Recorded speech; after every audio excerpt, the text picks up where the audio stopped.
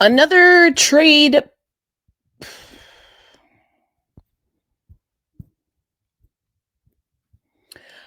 Another mock trade. This time, Vince Dunn to Toronto.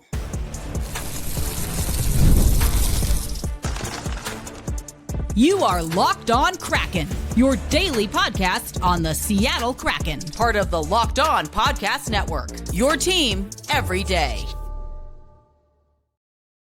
Hey there, Seattle hockey fans. Welcome to another episode of Locked On Kraken, part of the Locked On Podcast Network, where we bring you your favorite team, the Seattle Kraken, every single day. Thank you for the everydayers, the OGers. We appreciate you making Locked On Kraken your first listen of the day, your midday listen, your late night listen. Either way, we're glad that you are listening. Hopefully that means you're also subscribed, whether that is on YouTube or when it comes to our audio listening.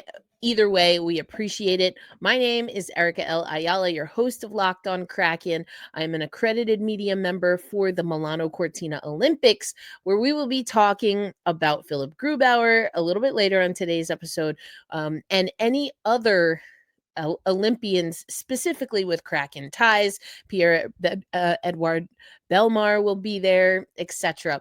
Before we get into today's episode, want to let you know it is brought to you by our friends at FanDuel. Football season is around the corner. Visit the FanDuel app today and start planning your futures bets now. Okay, another trade. This regarding Vince Dunn, a mock trade that would offload the defenseman and his remaining salary of roughly 15 million to Toronto for an active NHL defenseman and a prospect. This trade, mock trade from heavy.com. The Maple Leafs would get Vince Dunn. The Kraken would get Ben Danford, a 2024 first-round pick, Oliver Ekman-Larsson, and a 2026 third-round pick. Now, this would be done for, again, a top defensive prospect, an NHL defenseman, and a mid-round pick. Again, Dunn is entering the third year of his $29.4 million deal. That is the breakdown. AAV is 7.35 AAV. He is a UFA, Vince Dunn, that is, in 2027-28. If we look at what the Seattle Kraken would be getting, Oliver Ekman-Larsson, on the wrong side, as some of you like to say, of 30. But, he is someone that has been able to perform 4 goals, 25 assists, 29 points in 77 games last season. He's on the second year of a $14 million deal. His breakdown for the Toronto Maple Leafs at the moment is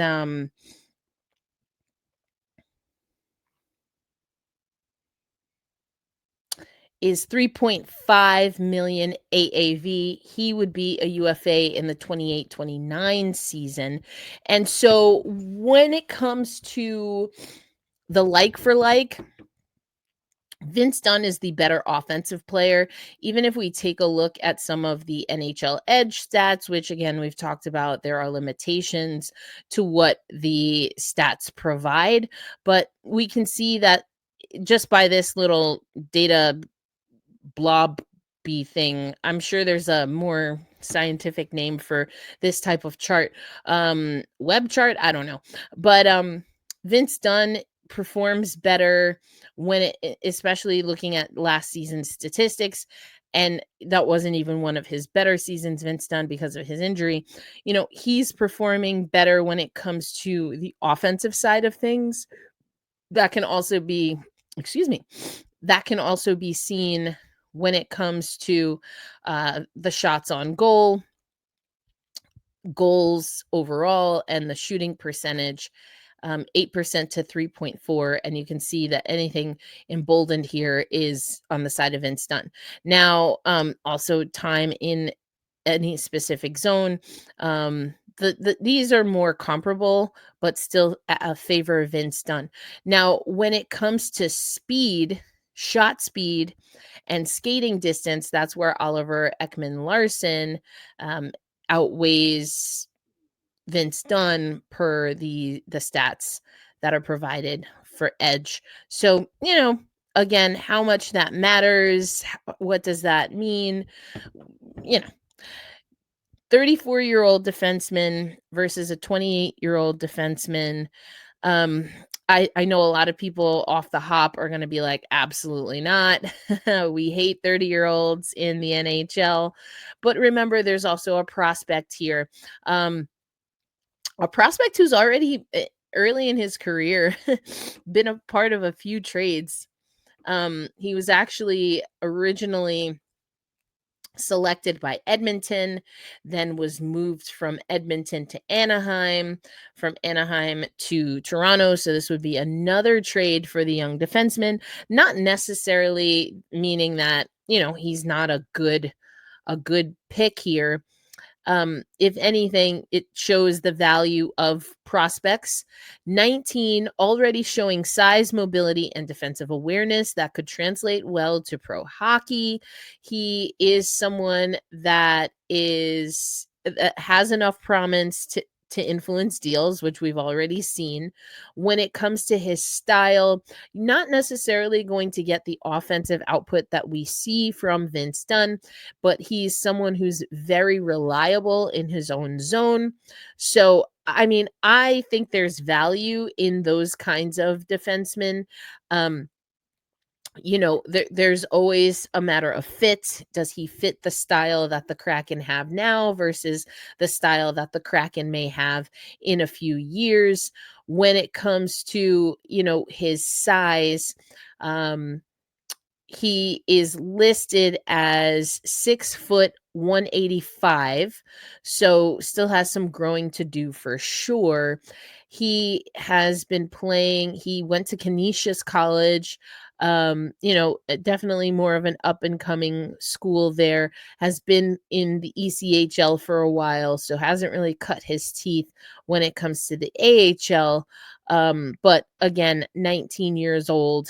He's originally from Stillwater, Minnesota. So I don't know. Just based on that, is this a deal that you would take? I know Vince Dunn, for a lot of people, understandably so, is a cornerstone of the organization. But here's the thing. We've been talking about this on the show, ad nauseum. The organization has to figure some things out. We have to kind of decide, are we willing to take the time that that is required right now as we're built to get out of the messy middle? Are we going to force that through tanking? Y'all know how I feel about that. Can we force, and by force that being, can we force being a quote perennial playoff team as soon as possible, end quote? Can we force that through tanking? Can we force working through the messy middle by really just aggressively making trades, making deals? I think that I'm still waiting to see. We talked about that a little bit on yesterday's episode, talking about Yanni Newman and Berkeley Catton. Are they going to make the roster? Where does Shane Wright fit into this? How does that go along with what we've seen? I think a lot of people are like, Berkeley Catton should make this team. Yanni Newman should make this team. Shane Wright should be a top 6 forward. Okay, then what does the Kraken do? What do they do with players that they've already traded for and have brought onto the team? What does that mean for Mason Marchment, UFA next year? What does it mean for Frederick Gaudreau, $2.1 million per year, a UFA in the 28-29 season? Does he become a trade asset? what happens there? John Hayden is a player that we're trying to see if he can crack the roster. Mitchell Stevens, I mean, that's still kind of talking about the youth movement. So, but if those guys stay, what does that mean for, well, you're locked in with Chandler Stevenson. You know, you are you just extended Matty Beniers not too long ago. What are the options realistically here? Does that mean McCann is out the door? Does that mean Jaden Schwartz or the captain? Do we get rid of another captain? So there are a lot of questions that need to be answered here. I don't know necessarily that I have a strong opinion one way or another if this is a quote unquote good trade. I think losing out on Vince Dunn, that puts a lot more pressure, of course, on Brandon Montour. I think he can handle it. And he had to, while, of course, Vince Dunn was a little bit hurt here, but he's one of our 7-7 guys. You know how I like to talk about 7-7 guys, but he has a modified no trade clause. I mentioned Chandler Stevenson. He has a no movement clause, cannot be traded, sent to the minors, or waived without player approval. So, I don't know. I don't know what makes sense right now because I'm still waiting to see what the Kraken are gonna manufacture here to show that this is a different franchise. This is a different team. Is this the kind of move though that you make to prove to the league, to prove to the locker room, and especially to prove to your fan base that, yeah, it's not business as usual? We had a comment on YouTube saying from George C. Kraken, they are not a particularly fun team to watch and thus get little national attention. We actually do have the national schedule. We'll talk a little bit about that on an upcoming episode. We have unfortunately become completely irrelevant in the league. So this was in response again to Catton and Newman. And we've talked about this before. How important is it to be a team that can garner national attention? Sometimes for the business, it is important. So let me know in the comments, do you like this trade? Are there other things that you'd be willing to see or that you need to see in order to move a Vince Dunn, a Jared McCann, a Jamie Alexiak, we know has been a part of trade rumors, Adam Larson? Like, what do we need to get back if we're going to move these foundational players, what do we need to get back if we're going to move foundational players at this juncture, before we know how some of our young talent is going to work out? Let me know in the comments. Coming up next, Philip Grubauer. I want to talk about, this is actually an older article. It's a couple of months old now. But I want to talk about Philip Grubauer and what he has said about the opportunity to represent Germany, not just on the international stage, but at the Olympics. And we'll close out with who is the top Kraken forward, according to Bleacher Report. Mentioned it at the top of the show, but today's episode brought to you by our friends at FanDuel. The NFL season is almost here, and FanDuel is making sure you're ready for kickoff with a can't-miss offer. Right now, new customers can bet just $5, and if your bet wins, you'll get $300 in bonus bets to use across the app. Now, you can bet player props, futures bets, which I love looking at for the NHL, same game parlay. You can even jump in live as the action unfolds on the FanDuel app. It's quick, easy, and the best way to add a little bit more energy to Saturdays. So are you ready to play? Download the FanDuel app now by visiting FanDuel.com to get started. That's FanDuel.com to place your first $5 bet. Welcome back to the Locked On Kraken podcast, part of the Locked On Podcast Network. Thank you, everydayers. We are almost back to every day. We're still in the off season, so we're talking off season content, which means sometimes mock trades or, trade rumors. This was more of a mock trade, not necessarily a trade rumor. But again, let me know. Vince Dunn on the move to Toronto. What do you like about it? What do you don't like about it? Again, what would it take? Do you think? What do you want to see if we're going to move some foundational players? But someone we know isn't on the move, whether you like it or not, is Philip Grubauer. And again, we've talked about this on the show. I wish no ill will on Philip Grubauer. It just honestly hasn't really worked out. But he's on the team. And more importantly, he is on Team Germany ahead of the Olympics. We've talked about this before. But in June, the NHL Players Association caught up with Philip Grubauer to talk about competing for Team Germany in the Olympics. Now, while Philip Grubauer has competed for Team Germany prior to what will be the 2026 Olympics, this is his first opportunity to compete at the Olympics. Some of that, of course, having to do with the NHL players not going to the Olympics.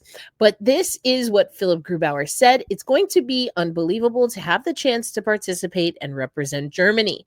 I have never done that at the Olympics, so it's very exciting to think about. And he also talked about, some of the players that he'll be playing with who were announced in that first six: Nico Sturm, Leon Draisaitl, Moritz Seider, Lucas Reichel, and Tim Stützle. I think I'm pronouncing Stützle right. He says, you look at Leon and the things he does in the NHL, he's one of the best players in the league. A little pause from this quote from Philip Grubauer, just to remind you that we will be doing a top 100 on the Locked On NHL channel. And we've been asking, will any Seattle Kraken members crack the top 100? I gave 7 names for consideration across the channel, the Locked On NHL channel. Philip Grubauer was not on my list, but Joey Decord was. And a player that we're going to talk about in the next segment, also on my list, and according to Bleacher Report, is our best forward. Anyway, Philip Grubauer goes on to say about the first 6, including himself, it's a very experienced group. And when you put all of them together, I think we have a very good team. And Philip Grubauer went on to say, and this is something that I've talked to actually on the women's side, an Austrian player about. A lot of players growing up, especially from Europe, their first introduction to hockey is through if not the Olympics, definitely the international stage. And he talked about, seeing and watching the Olympics, both summer and winter Olympics growing up, like a lot of us. It was a lot of fun to watch the different teams, the different players competing for their country. And at 33 years old, he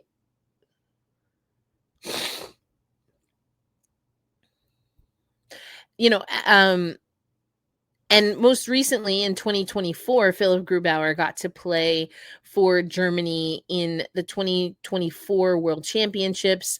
He had a 35 save win over Slovakia in the first game of that tournament.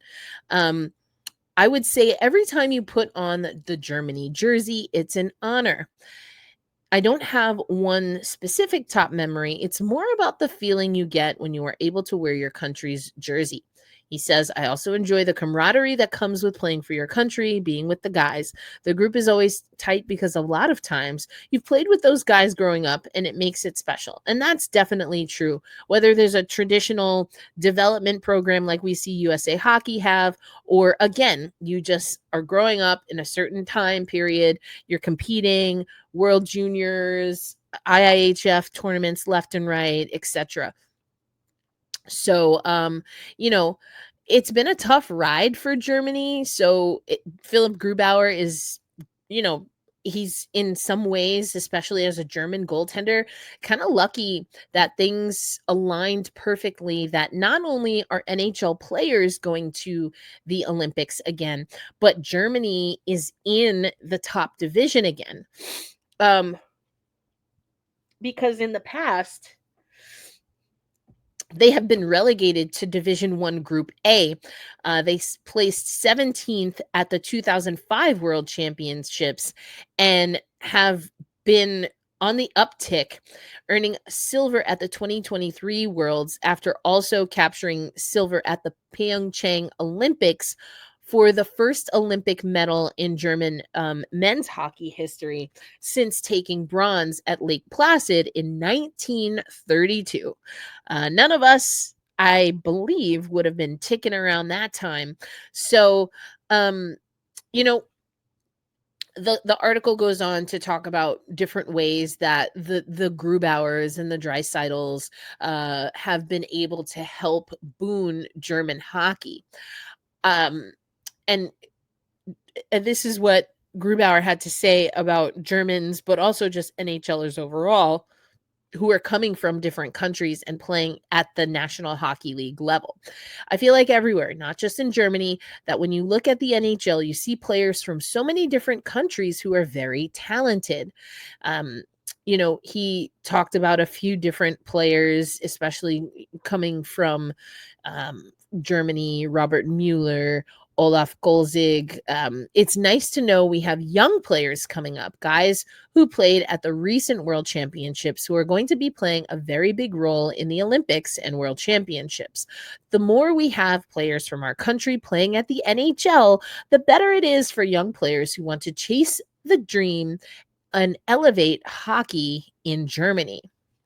So I mentioned at the top of the show, and I have been mentioning for a while, yours truly, Erica L. Ayala, your host of Locked On Kraken, is accredited for the Milano Cortina Olympics and will be on hand for the women's and men's ice hockey tournaments. Once again, I was in Beijing, China.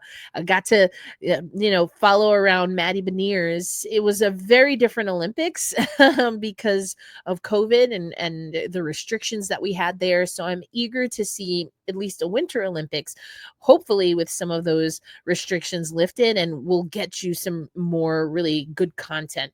But so that's Philipp Grubauer. I'm super proud of Philipp. I know it's been a long, winding road. I certainly have had my opinions about what he's been able to contribute, but never about his integrity, his character. I felt really bad about how things went down with him being sent to the AHL.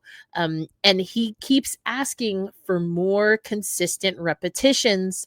Is he going to get that with the Seattle Kraken? That's a big question mark, but my spidey senses are telling me that once the team decided they weren't going to buy out Philipp Grubauer, that maybe Dan Bylsma became an easier target, if he wasn't already an easy target, for this regime change. And, wanting to have Philipp Grubauer in a good place, I wonder how much that played a role. Let me know what you think, because I could see a world in which Philipp Grubauer would have sour grapes with how things went down, but he seems to be taking it as a pro. His teammates have said that all throughout last season, including that part of the situation and how it escalated to him going to the AHL is because, quite honestly, they weren't playing to their max capacity. It was Vince Dunn, actually, that was one of the players that said that. Anyway, more on Philipp Grubauer, of course, not just for the Seattle Kraken, but as we know more about the Olympics, when he will step aside to be with Team Germany, etc. We will have that for you on Locked On Kraken. We will have that for you on Locked On Kraken. Coming up next, though, Bleacher Report has selected their top forward of the Seattle Kraken. They've actually done it for all 32 NHL teams. And I don't really think you'll be surprised by who the pick is. But if you're watching on YouTube especially, now's a great time to go ahead and type who you think the answer is in the chat, in the comments. And then, of course, I will reveal that as we continue on in our third and final segment of the Locked On Kraken podcast. All right, Seattle hockey fans, want to let you know that it's survey time. The annual Locked On survey, the Locked On Podcast Network survey, is live, and I have a request. Locked On wants to hear from you. We've put together a survey to learn more about our listeners and make your favorite podcasts even better. This is your chance to tell us what you like, what you don't like, and to answer questions about our advertising. Also, maybe if you want to say, hey, we'd like to see more of the Women's Hockey Report, go for it. And you can do so by going to lockedonpodcasts.com/survey to get started. Everyone who completes a survey will be entered for a chance to win one of 10 $100 Amazon gift cards. Again, that's lockedonpodcasts.com/survey. You can also find the link, of course, in our show notes. Also, if you're watching on YouTube, you can see there's a QR code right there. So you can scan that QR code. I'll give you a minute. Jeez. I'm going to do the Janet Jackson, millennial, Gen, whatever Gen we're on. There you go. Gave you enough time to scan that QR code. Thanks again. We appreciate your feedback. And of course, we appreciate you for being an everydayer for the Locked On Kraken show. Top forward for the Seattle Kraken. Have you put it in the chat yet? If you are driving or you're walking your dog or having fun with the kiddos, I'll take you off the hook. You don't have to type anything in the chat, but think about it. Okay. Yes, I'm doing this activity once again. I think it's fun. I hope y'all have fun with it. This is your chance. Who's our top forward? It's also, we'll talk about it. It was a little bit misleading, but we'll get into that. All right. 3, 2, 1. Jared McCann. Jared McCann listed as the top forward for the Seattle Kraken. I mean, did we have a doubt, really? He's been our leading scorer since the franchise began. And I've talked to you about how even as I see him last season kind of struggling and not being a top consideration at times for the offense, he still was our leading scorer. He's had top 6 minutes and made the most of them, averaging over 20 goals a season and 3 seasons with 60-plus points, including a career high 70 in the 2022-23 season, is what Bleacher Report writes. The thing that was a little misleading, though, is that when I clicked this article, the article headline photo is actually another Seattle Kraken player, if you can even imagine. Now, I don't know if that's like, SEO and I don't know. They were like, we're going to put this photo up there so that the Locked On Kraken Gmail account clicks on it. Well, if they did, it worked. Absolutely. But the other player was, can you think? Forwards, just forwards. Well, if you said Matty Beniers, then you would be correct. Now, this is interesting. Matty Beniers was the photo, first name mentioned, also mentioned Capo Caco and Shane Wright. So if you mention any of those players, then there you go. This is what they say in their last little gaffe here or paragraph. The Kraken's all-time scoring leader, McCann, remains their top forward heading into the 25-26 season. I agree. However, he could be overtaken this season if young forwards Matty Beniers, Capo Caco, or Shane Wright have breakout performances. Maybe. Is there another Kraken player that could have a breakout performance? I do agree. McCann is our top forward. When it comes to our top player and how I ranked them, we've talked about this before, but I actually have Joey Decord, and I know Vince Dunn is a little low on my list. I admit that. It was a tough decision to make, but I did make it based on last season coming into this year, not necessarily the complete body of work. And in that way, I do think that Brandon Montour was a more valuable asset to the Kraken last season, given Vince Dunn's injury. That's not to say that he's definitely on that list, but that's just how I opted to do it. I think coming into this season, knowing what we know, just considering last year, Monty is going to play a significant role. But again, all up for interpretation. And again, who do you think will crack the top 100? Philip Grubauer already put out some names that I really don't think are going to be too surprising. Leon Draisaitl is going to be on that list. But who from the Kraken, if anyone, will crack the top 100 of the NHL according to your Locked On NHL hosts? Only time will tell. But you can probably hear I'm a little sniffly, so I'm going to get out of here for this episode. But coming up soon, I'm going to do a Where Are They Now? We're going into season 5, and I'm feeling a little nostalgic. Where are the players that the Seattle Kraken drafted in our expansion draft? How many are still with the team? How many are still in the NHL? And all that we will discuss in what I'm expecting will be a 2-part series. Where are they now? We will end with the players that we know where they are because they're on the Kraken roster, at least for now. Wink, wink, Vince Dunn. I mean, I don't know how many of them are going to stick around. I think this is a good time to do the Where Are They Now? A little retrospect into that inaugural roster. Before the season even started, before the puck drop, before Kraken Community Iceplex and CPA for that matter were even done with construction. We're going to talk about that coming up on episodes here before we close out the month of August. Can you believe it's almost September? A reminder to be kind to yourself, be kind to others, and always we hold fast, we stay true, and loud and proud we say, let's go Kraken. I'll catch you on the next episode. Peace out, everybody.